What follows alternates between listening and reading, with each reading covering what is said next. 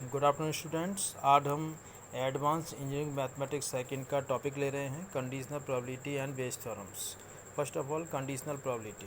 The probability of happening of an events even when it is known that E2 is already happened is called conditional probability of even and denoted by P1 upon E2। यानी E2 का पता है कि already happened हो चुकी है और even की प्रोबेबिलिटी हमें निकालनी है, तो P1 अपॉन E2 से डिनोट किया जाता है कंडीशनल प्रोबेबिलिटी को, जिसको इक्वल होता है P1 intersection E2 upon P2 where E2 not equal to 5, यानी E2 नल इवेंट नहीं है। तो इसका एक एग्जांपल से समझ सकते हैं। If a die is thrown, what is the probability of occurrence of number greater than 1 if it is known that only odd numbers can come up. यानी ऑड नंबर आने वाली जो प्रोबेबिलिटी उसकी हम पता है और निकालना है हमें कि नंबर ग्रेटर देन 1 के लिए प्रोबेबिलिटी निकालनी है डाई थ्रोन करने पर। सबसे पहले एस को सैम्पल स्पेस लेते हैं, E1 इवेंट को लेते हैं ऑकुरेंस ऑफ ऑड नंबर, E2 को लेते हैं event of occurrence of greater than 1। So S equals to 1 2 3 4 5 6 ये सारे आउटकम्स आ जाएंगे सैम्पल स्पेस एस के अंदर। E1 के अंदर 1 3 5 ऑड नंबर्स आ जाएंगे, E2 के अंदर ग्रेटर देन 1 सारी वैल्यूज आ जाएंगी, आउटकम्स आ जाएंगे E2 के अंदर। और E1 इंटरसेक्शन E2 के अंदर जाएगा 3 और 5 जो कॉमन आउटकम्स हैं। नाउ P1 हो जाएगा 3/6 यानी 1/2। P1 इंटरसेक्शन E2 हो जाएगा 2/6 यानी 1/3। और P1 इंटरसेक्शन E2 हो जाएगा P1 अपॉन E2 हो जाएगा P1 intersection E2 upon P2। तो इसमें वैल्यू पुट कर देंगे तो 2/3 इसकी वैल्यू आ जाएगी। अब लेते हैं multiplication rule of probability for dependent events. Dependent events के लिए मल्टीप्लिकेशन रूल ऑफ प्रोबेबिलिटी क्या होता है।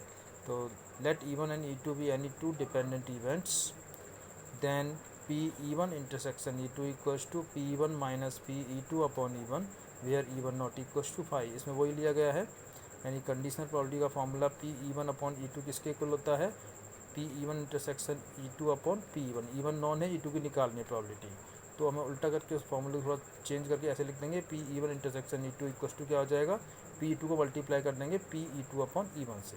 सिमिलरली इसे ऐसे भी लिख सकते हैं Pe2 into Pe1 upon E2 if E2 not equals to 5, E2 null event नहीं है। तो इस तरह से ये फार्मूला क्या हो गया, डिपेंडेंट इवेंट्स के लिए आ जाएगा।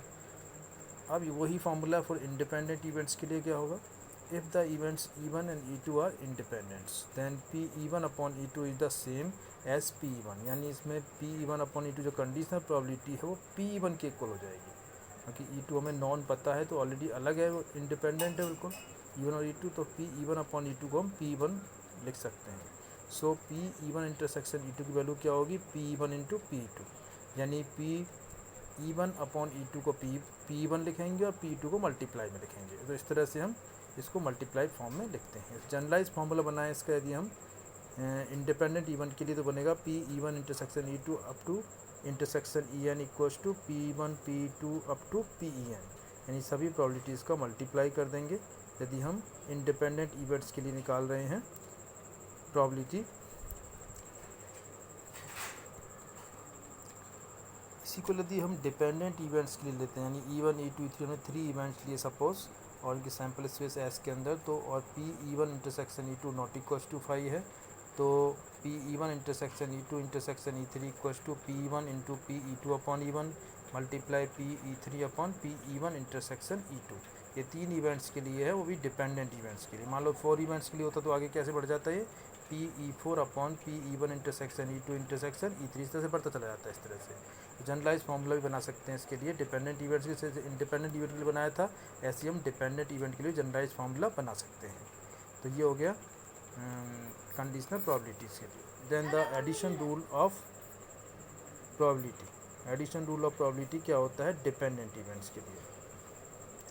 If E1 and E2 are two events for the sample space S, then the probability of occurrence of at least one of the event E1 and E2 is Pe1 union E2 equals to Pe1 plus Pe2 minus Pe1 intersection E2। यानी E1 E2 दो events हैं sample space S के, then probability of कम से कम एक event के occurred होने की probability क्या होगी, Pe1 union E2 equals to Pe1 plus Pe2 minus Pe1 intersection E2। तो ये वाला होता है डिपेंडेंट इवेंट्स के लिए एडिशन रूल कहलाता है। तो अब मान लो ये कुछ के लिए डिपेंडेंट के लिए है, अब मान लो इंडिपेंडेंट म्यूचुअली एक्सक्लूसिव इवेंट्स हैं, इंडिपेंडेंट इवेंट है सभी, यदि उस कंडीशन में ये रूल क्या होता है multiplication rule. If E1 and E2 are mutually exclusive event, then E1 intersection E2 equals to 5. Null event हो जाएगा E1 इंटरसेक्शन E2 और P E1 intersection E2 zero के इक्वल हो जाएगा। जैसे ये वाला फॉर्मूला इसमें P1 इंटरसेक्शन E2 जीरो हो जाएगा और ये P1 प्लस E2 के इक्वल, यानी P1 यूनियन E2 क्या आ जाएगा, P1 प्लस P2, यानी ये हो जाएगा multiplication addition rule for the probability for mutually exclusive events. इस तरह से हम 3 इवेंट्स के लिए इसको यदि निकालें इस रूल को, एडिशन रूल को, तो क्या बनेगा, P1 union E2 union E3 equals to P1 plus P2 plus P3 minus P1 intersection E2 minus P2 intersection E3 minus P3 intersection E1 plus P1 intersection E2 intersection E3। जैसे कि set theory में होता है, इस तरह से इसमें होता है। उसमें 3 सेट होते हैं और इसमें क्या है, 3 इवेंट्स हैं। इस तरह से 4 इवेंट 5 इवेंट सब के लिए हम जनरलाइज फार्मूला कोई भी बना सकते हैं इस चीज़ में। एक और फॉर्मूला होता है probability of at least one event, किसी एक इवेंट के घटित होने की प्रोबेबिलिटी क्या होती है। Let E1 E2 En be the n independent, यानी इंडिपेंडेंट इवन है, इवन एन इवेंट्स हमारे पास जो कि इंडिपेंडेंट्स हैं। इनकी प्रोबेबिलिटीज़ हैं P1 P2 Pn इस तरह से। तो इनके हैपनिंग होने की प्रोबेबिलिटी यदि नॉन हैपनिंग प्रोबेबिलिटीज़ क्या होंगी, P1 बार P2 बार Pen बार होंगी इस तरह से। Then probability of at least one events क्या होगी, P1 union E2 union E3 up to union En equals to 1 minus P1 बार मल्टीप्लाई P2 बार अप टू मल्टीप्लाई Pen बार। तो इस तरह से एटलीस्ट वन इवेंट्स के ऑकर्ड होने की प्रोबेबिलिटी हम निकाल सकते हैं। यदि हमें अलग अलग इवेंट्स की प्रोबेबिलिटीज़ पता है तो उनके नॉन हैपनिंग की प्रोबेबिलिटी निकाल के 1 में से उनका मल्टीप्लाई करके 1 में से माइनस करेंगे, जिससे क्या निकल जाएगा, probability of at least one event. Next आता है टोटल प्रोबेबिलिटी क्या होता है। Let E1 E2 up to En be the partition of sample space S. इन सैम्पल स्पेस एस को हम डिफरेंट इवेंट्स में पार्टीशन कर दें n इवेंट्स में।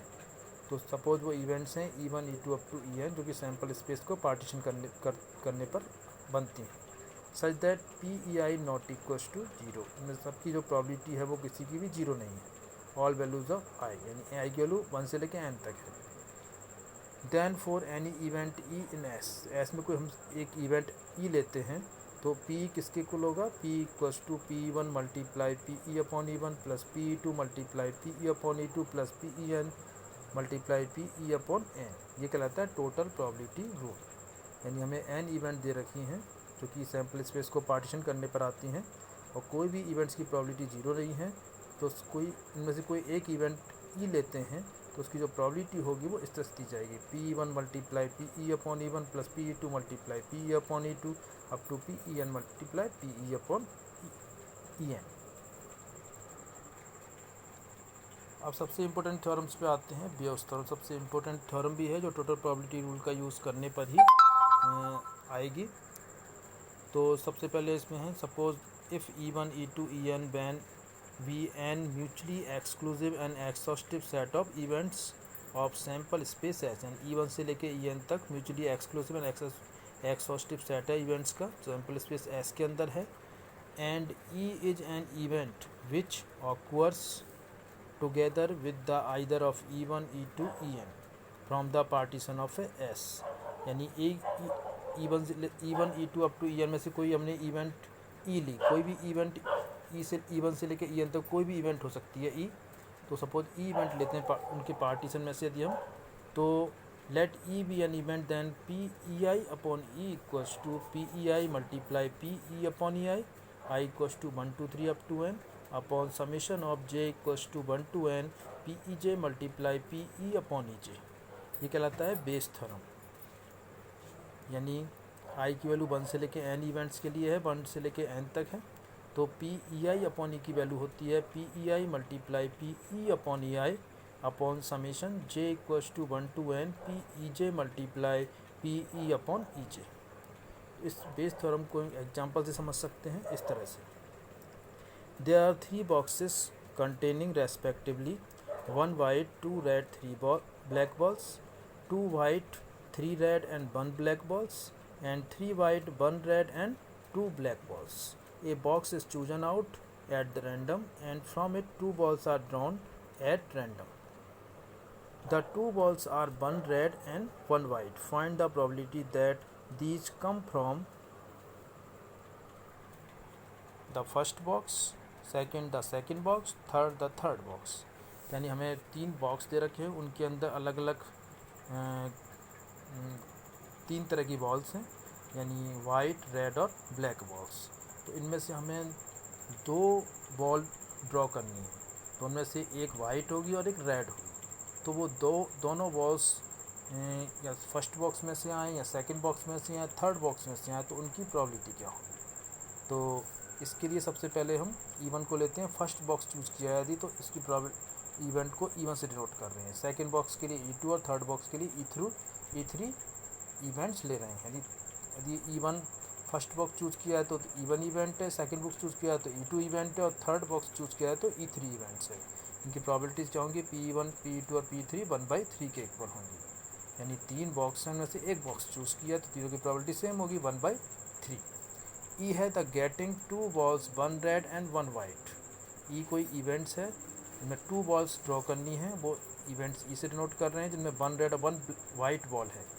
तो सबसे पहले PE/E1 को होगा P drawing 1 white and 1 red ball from the first box. यदि फर्स्ट बॉक्स में से जब दोनों बॉल निकलती हैं, उस कंडीशन में उसकी प्रोबेबिलिटी होगी PE/E1। तो अकॉर्डिंग टू बेस थ्योरम सबसे पहले PE/E1 कैसे निकलेगा, 1C1, 1 वाइट बॉल थी तो 1C1, 1 वाइट ही आती है, और 2 रेड बॉल थी तो 2C1 हो गया, अपॉन टोटल बॉल 6 थी तो 6C2 हो गया। इसको कैलकुलेट करने वैल्यू आ जाएगी 2/15। Similarly PE/E second box choose किया जाता है, उस कंडीशन में 6/15 आएगी। थर्ड बॉक्स चूज़ किया है तो E/E3 3/15 आएगी, 3 बॉक्सों के लिए अलग। उसके अकॉर्डिंग अब वाई बेस थ्योरम, यदि फर्स्ट बॉक्स चूज़ किया जाता है उस कंडीशन में उसकी प्रोबेबिलिटी कैसे निकालेंगे हम, PE1/E equals to PE/E1 multiply PE1 upon P1 multiply PE/E1 plus PE2 multiply PE/E2 plus P3 multiply PE/E3। इनकी वैल्यू पुट करेंगे सबको, क्या आ जाएगी 2/11 आ जाएगी। इस तरह से ये कंप्लीट होता है बेस थ्योरम का क्वेश्चन।